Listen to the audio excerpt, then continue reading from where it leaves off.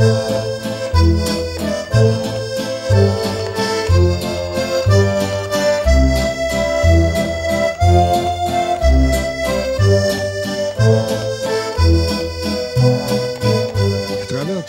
avez le temps d'écrire abondamment des articles pour préciser vos positions. Oui. Vous avez même fait un recueil de ces articles-là qui s'appelle « Notre laïcité ». Pourriez-vous nous en parler un peu plus? Oui. J'ai fini par écrire pour le plaisir d'écrire. Mais au début, j'écrivais pas pour le plaisir d'écrire. Je me suis senti une responsabilité de dire les choses qu'on n'entendait pas dans les médias. Parce que c'est très difficile de passer un certain discours. Vous savez, ça va tout dans la même ligne de la rectitude politique. Alors je me suis mise à écrire. Voilà. Et puis à un moment donné, François Cardinal, l'éditeur en chef de la Presse Plus, m'a proposé d'écrire plus souvent dans la presse. Donc j'ai eu une chronique par mois dans la presse pendant 2 ans. Alors quand je me suis fait proposer ça, c'est sûr, je me suis dit, est-ce que je vais trouver le temps? Comment je vais faire? Alors ceux qui étaient autour de moi, ils m'ont dit, mais écoute, tu écris plus que ça pendant un mois, tu vas y arriver, t'en fais pas. Bon, donc j'ai pris ça très au sérieux. On est à contresens. Hein.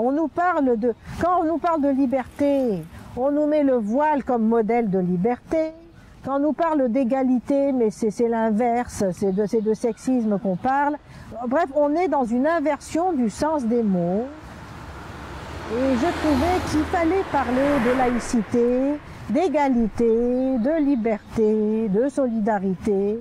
Revenir aux définitions progressistes, à ce qu'on veut. Vous savez, quand on parle de liberté, mais on a un modèle de société progressiste dans la tête. Alors, ça sert à rien d'essayer de raccrocher des modèles archaïques à un mot qui est supposé amener vers une liberté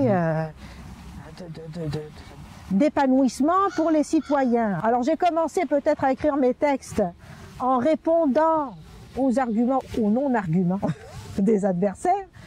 Mais après ça, c'est pas comme ça que je l'ai fait. J'y suis allée, en fait, je me suis pris des thèmes philosophiques.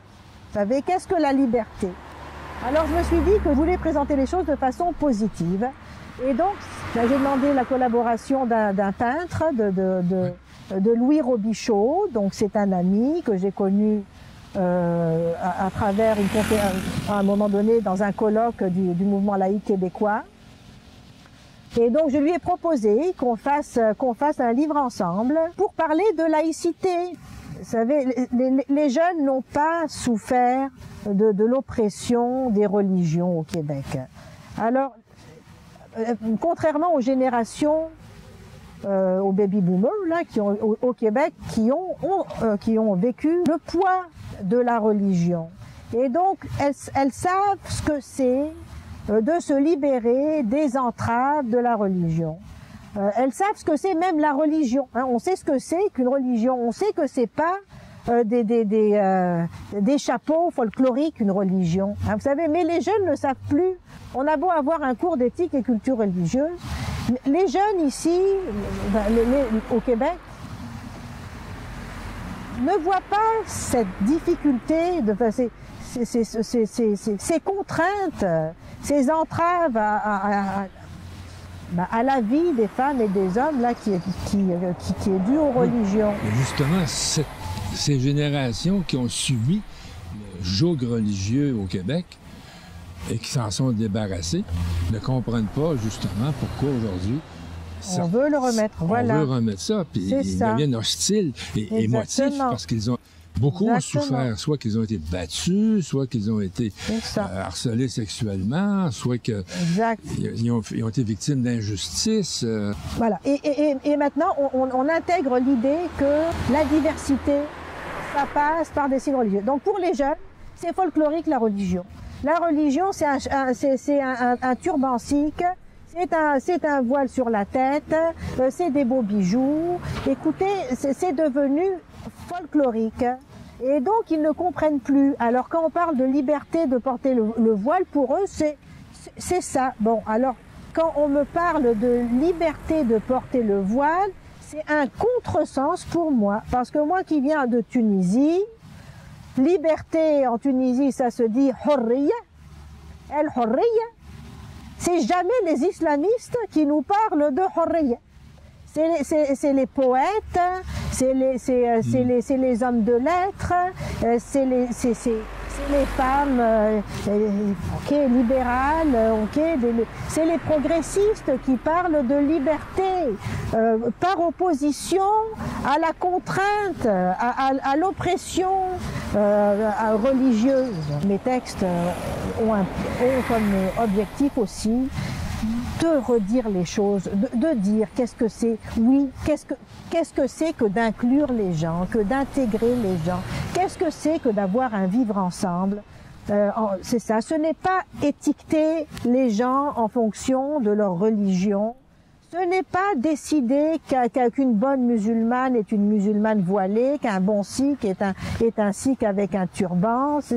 C'est de nous identifier, c'est pas de forcer aussi sur les différences, c'est au contraire de rassembler autour de choses qui nous réunissent.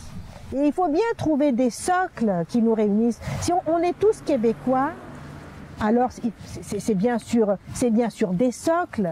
Alors on pourrait au moins, il faut s'entendre sur des socles de base. Alors l'égalité entre les femmes et les hommes, c'est très important dans beaucoup de pays occidentaux, mais encore plus au Québec. Encore plus au Québec, en raison de l'histoire du passé, de l'emprise de l'Église catholique. Hein. Et l'égalité entre les hommes et les femmes ici, c'est dans les chartes québécoises, c'est vraiment une valeur fondamentale. Bon, et alors, donc il faut se reconnaître là-dedans. Et on ne peut pas en faire dire le contraire. Bon, alors, l'égalité entre les hommes et les femmes, ça ne peut pas se faire en banalisant des symboles sexistes qui réduisent la femme et la petite fille à un objet sexuel. C'est évident que ça ne peut pas être ça.